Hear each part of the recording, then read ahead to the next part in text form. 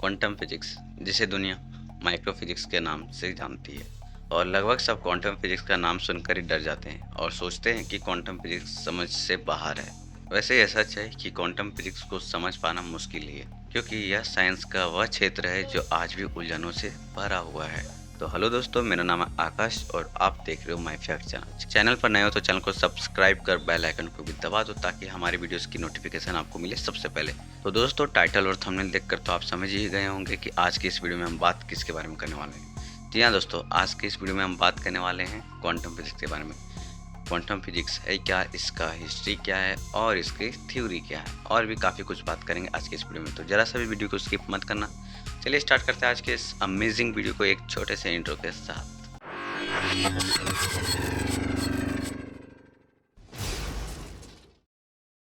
काफ़ी समय की मेहनत के बाद आज हम यूनिवर्स यानी ब्रह्मांड की फिजिक्स को समझने में काबिल हुए हैं, लेकिन फिर भी हमारे पास ऐसे कुछ तथ्य हैं जिसके पीछे का साइंस को हम नहीं समझ पा रहे हैं। क्वांटम फिजिक्स भी यूनिवर्स का हिस्सा है, जिसे आज भी हम पूरी तरह से समझने में असफल रहे हैं। क्वांटम फिजिक्स को समझना आज भी काफ़ी मुश्किल है।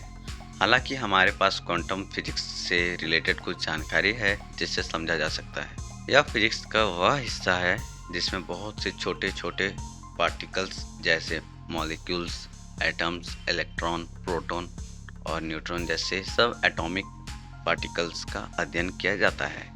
यह सभी पार्टिकल्स बहुत ही ज़्यादा छोटे होते हैं, जिन्हें हम सीधी आंखों से नहीं देख सकते। क्वांटम फिजिक्स की शुरुआत प्लांक द्वारा क्वांटम की खोज के बाद हुई। जब मैक्स प्लांक ने इसे खोजा था, उसके बाद प्लांक की थ्योरी के आधार पर अनेक साइंटिस्ट ने इसका यूज करके फिर प्रोटॉन, इलेक्ट्रॉन, न्यूट्रॉन आदि की खोज की। आज क्वांटम फिजिक्स में इन्हीं पार्टिकल्स का अध्ययन किया जाता है, ताकि फ्यूचर में और भी रहस्यमय तकनीक का विकास हो सके। तो आइए अब जानते हैं कि क्वांटम फिजिक्स का इतिहास क्या है।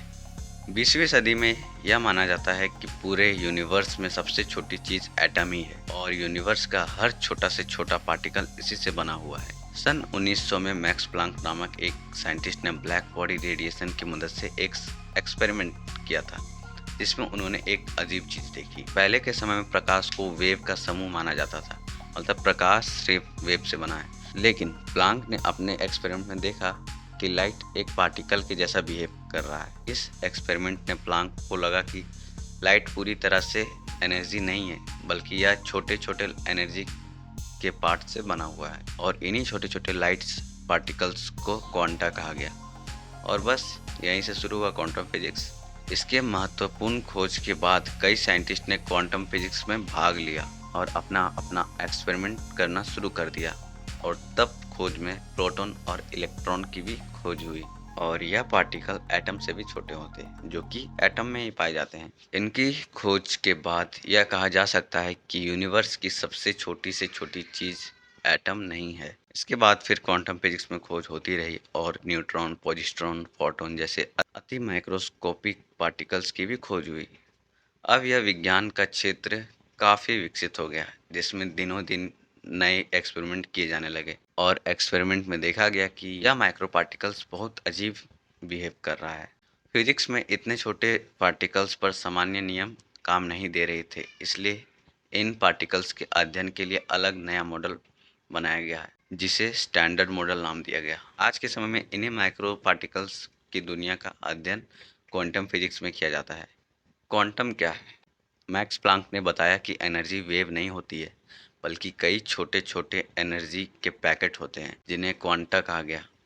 और यह भी बताया कि क्वांटा ही एनर्जी निश्चय होती है, मतलब ऊर्जा प्रकाश की आवृत्ति पर निर्भर करती है, जिसका फॉर्मूला E=hv बताया गया है, जिसमें h प्लांक कांस्टेंट है और v लाइट की फ्रीक्वेंसी है। तो दोस्तों, आपने पढ़ा ही होगा कि दुनिया में हर छोटी सी छोटी चीज़ एनर्जी से ही चलती है, और वह एनर्जी क्वांटम फिजिक्स से रिलेटेड रहती है। आज हमारी लाइफ में क्वांटम फिजिक्स का काफ़ी महत्व है, तभी तो हमें कई अद्भुत चीज़ें मिलती रहती है, जैसे mobile, laptop, digital camera, LED lights, बहुत सारी चीज़ें। तो फ्रेंड्स, आइए अब जान लेते हैं कि क्वांटम की थ्योरी क्या है। आप तो जानते ही होंगे कि फिजिक्स एक ऐसा साइंस है जहां पर मैथमेटिकल रूल लगाकर उसे समझा जा सकता है, लेकिन क्वांटम फिजिक्स के लिए कोई भी सामान्य काम नहीं करते हैं। और इसी वजह से क्वांटम फिजिक्स को समझने के लिए एक नई थ्योरी को प्रस्तुत किया गया, जिसे क्वांटम फील्ड थ्योरी कहा गया। इस थ्योरी के द्वारा हम माइक्रो लेवल पर एनर्जी और पार्टिकल्स के स्वभाव और उनके व्यवहार को समझ सकते हैं। वर्तमान में इस थ्योरी के आधार पर कई रहस्यमय प्रयोग किए गए, जिससे हमें बहुत कुछ मिला। तो दोस्तों, इस वीडियो में हमने जाना कि क्वांटम फिजिक्स क्या है, इसकी थ्योरीज क्या है। चलिए अब हम क्वांटम फिजिक्स से जुड़े कुछ फैक्ट्स पर चर्चा करते हैं। क्वांटम फिजिक्स की खोज कब और कैसे हुई थी?